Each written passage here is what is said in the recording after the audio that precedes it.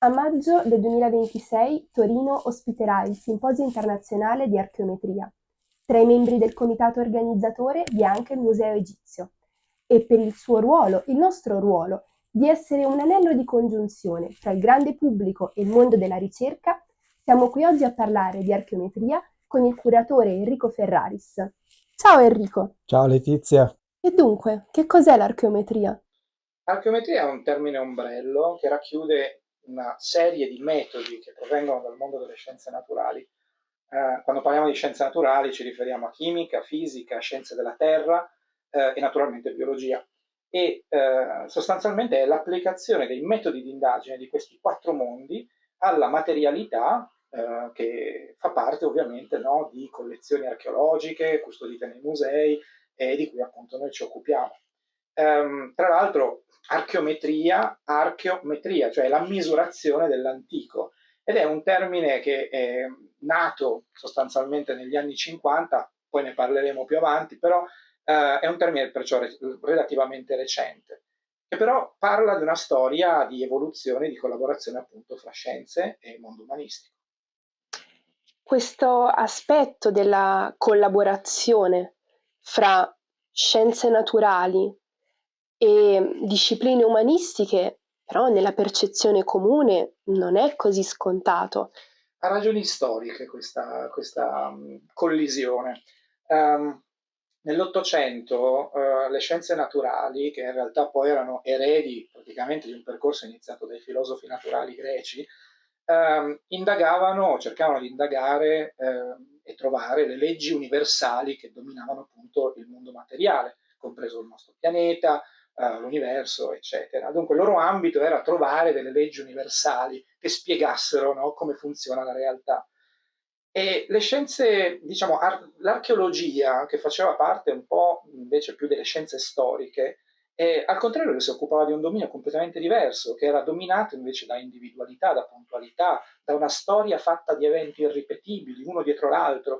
Dunque era una, come dire, erano due squadre che lavoravano, giocavano in due campi molto diversi. E forse è proprio partendo da questo momento, soprattutto nell'Ottocento, che le due aree in qualche modo hanno iniziato a essere percepite come refrattarie l'una Mm. all'altra. La verità però è che progressivamente questi mondi sono maturati. Nel caso delle scienze, le scienze hanno iniziato ad abbandonare a partire dal Novecento l'idea che ci fossero solo delle leggi universali, immutabili, assolutamente, come dire, integrali, e hanno iniziato a includere nei loro processi di ricerca l'incertezza, i modelli complessi. Viceversa, il mondo archeologico ha iniziato a non guardare la scienza come dire, una metodica che riduce tutto ad una legge, proprio perché invece lavora sull'oggetto individuale, sugli eventi individuali. Però ha iniziato a capire che dal mondo delle scienze naturali potevano arrivare invece dei dati che potevano migliorare la comprensione del lavoro archeologico.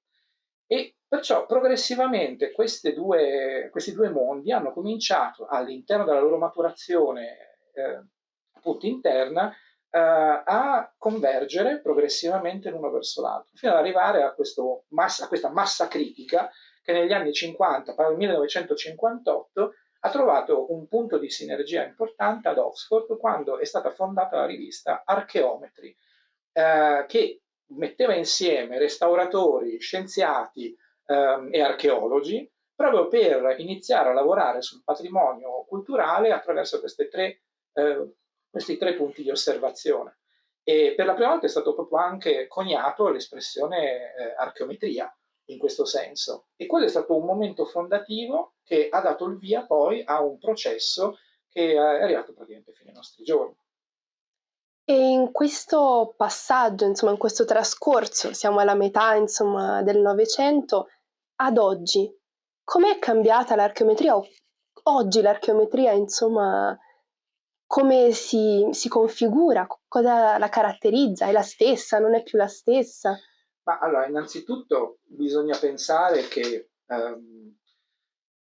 l'archeometria, ripeto, è un termine, come dire, che ci aiuta a mettere insieme, no, queste metodiche e scienze, ma fanno parte di un mondo ancora più grande, che appunto sono le cosiddette scienze del patrimonio.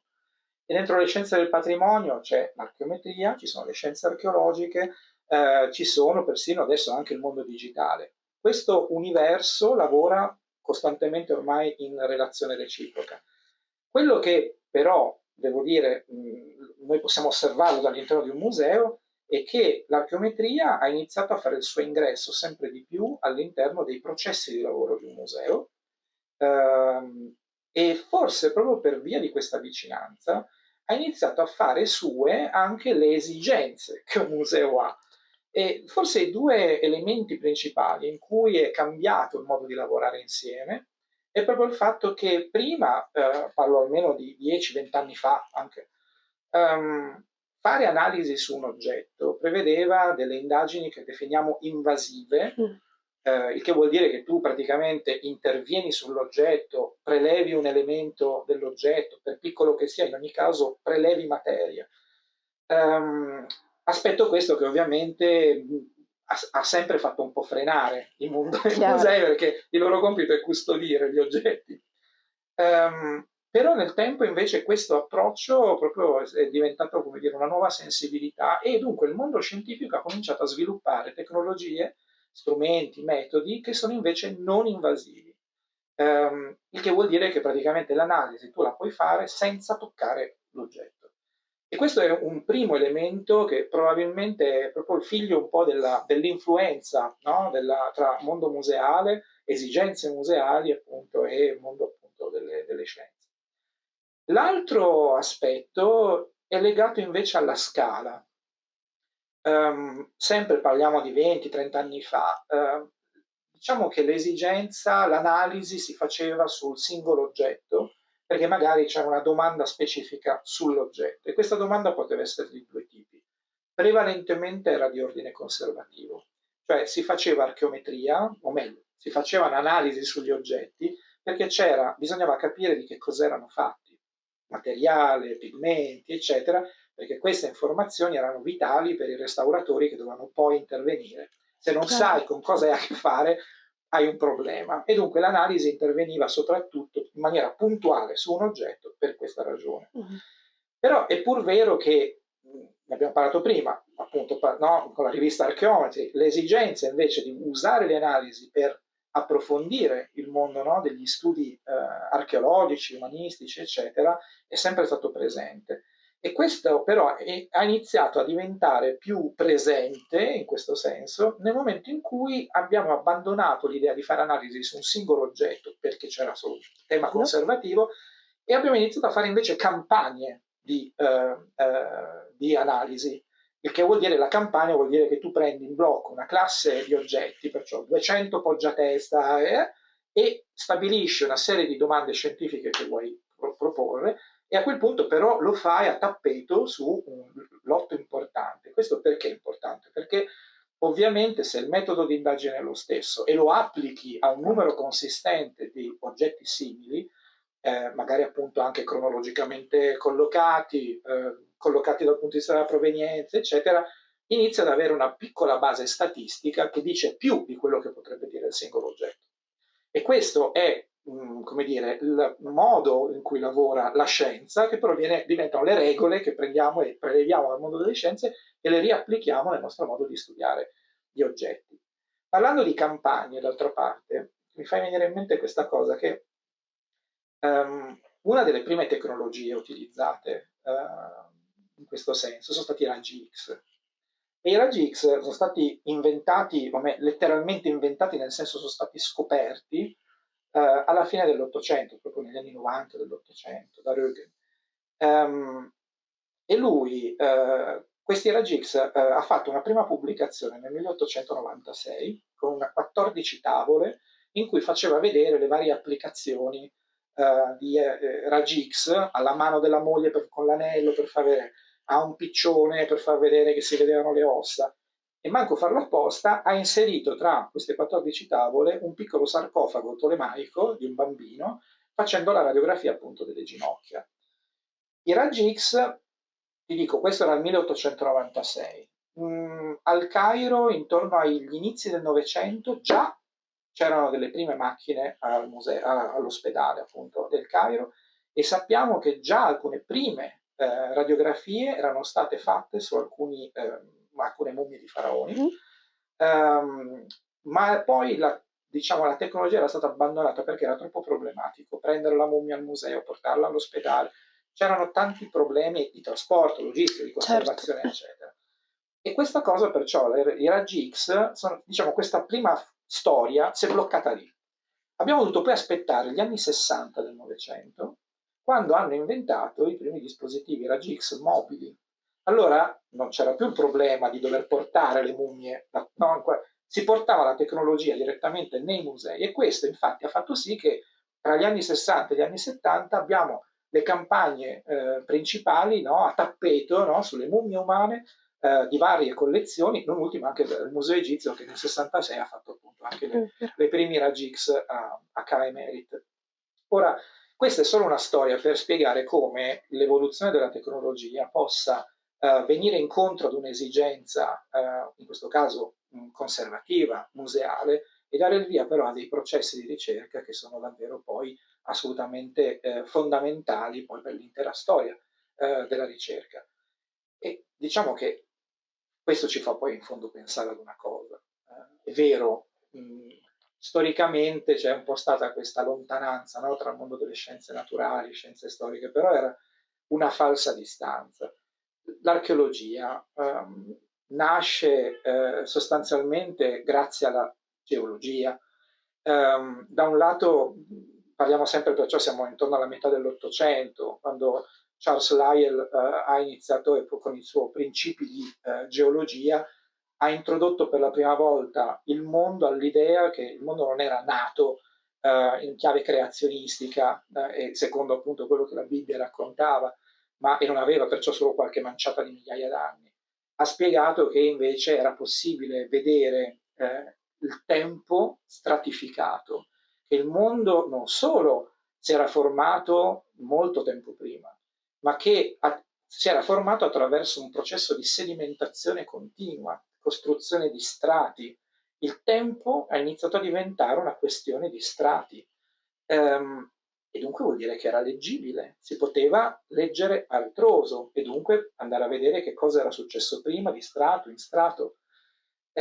Questa è praticamente la base, l'elemento chiave che ha permesso poi allora all'archeologia di esistere. Senza stratigrafia l'archeologia non esisterebbe. Capisci bene allora come l'archeologia abbia una forte connessione, abbia delle radici profonde collegate al mondo delle scienze naturali.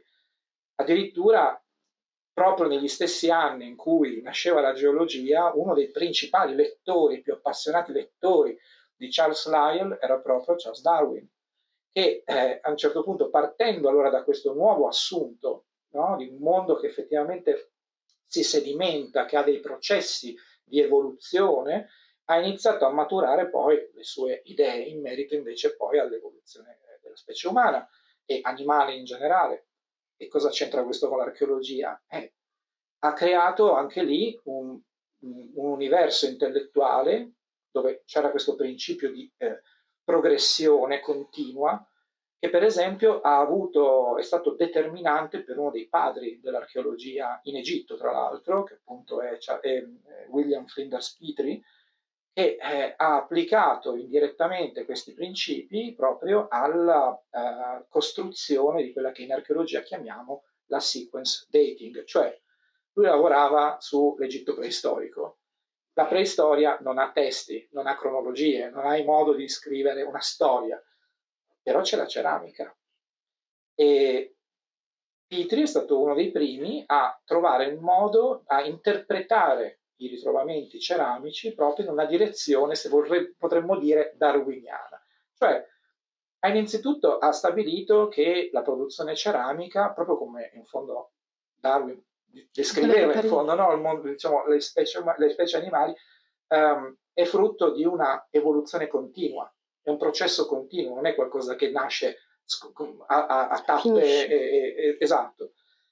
E dunque c'è un dominio che continua, in cui ogni elemento è il punto d'arrivo di un processo precedente ed è il punto di partenza di un processo successivo. Il secondo aspetto importante è che in questa idea di evoluzione non conta tanto ciò che resta uguale, ma ciò che cambia. Perciò come nelle specie animali c'erano dei tratti divergenti che davano origine magari poi a dei cambiamenti, esattamente anche questo ha cambiato il modo di guardare la ceramica, che prima era antiquaria e dunque diceva qual è l'oggetto bello? Questo. E questo allora è importante. Invece con questo approccio diventava interessante l'oggetto che iniziava a mostrare dei cambiamenti estetici, costruttivi, di tecnologie, di materiali, perché portava effettivamente a dei cambiamenti.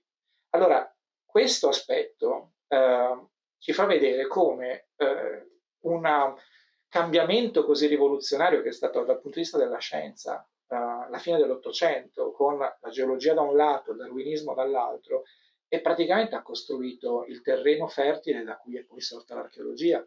Dunque, quando parliamo di questa relazione, no, tra scienze storiche e scienze umanistiche, scienze storiche e scienze naturali, in realtà è vero, c'è una percezione di domini che hanno avuto una loro evoluzione, ma non bisogna dimenticare che in realtà queste relazioni sono sempre molto più complesse e che forse alla fine la ricerca di risposte è quello che mette, no, in comune anche discipline apparentemente molto lontane. Parlando perciò di archeometria, diciamo che arriviamo forse adesso ad un punto in cui questa convergenza sta diventando molto più intensa, molto più prolifica, sta proseguendo dagli anni di cui ti parlo, ma questa è un'altra storia. E saremo qui di nuovo con Enrico per ascoltarla in un secondo episodio.